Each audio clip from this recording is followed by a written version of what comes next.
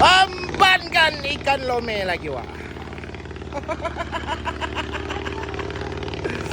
Lah mengemban ikan lome pula kau lagi tan.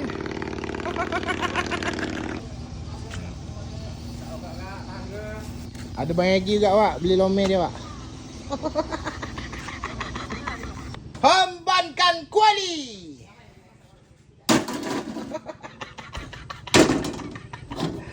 Tak tepat wak, tak tepat. Embankan minyak. Sikit aja minyak wak, tak boleh banyak, tak sedap. Embankan bawang. Kacau-kacau lagi wak Atan. Kacau ni wak, tembuk kuali.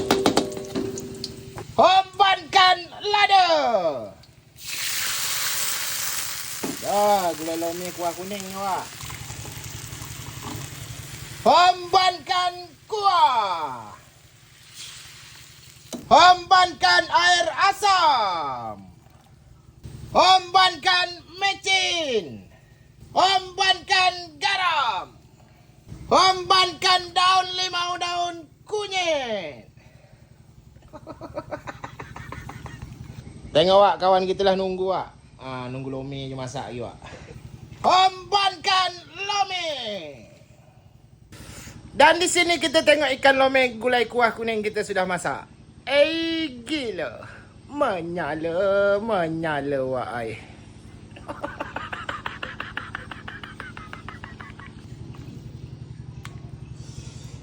Embankan ikan lome wak. Embankan lagi wak. Embankan kuahnya lagi wak. Bismillah.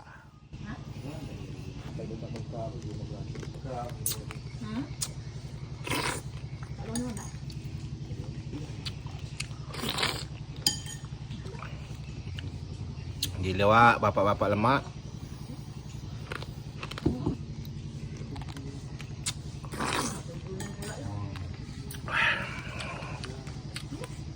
Sampai berada tempat duduk wak.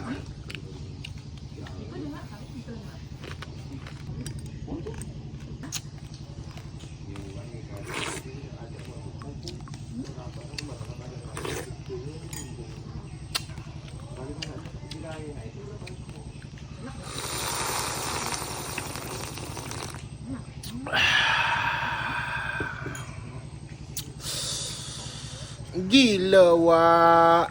Menyala wak ai.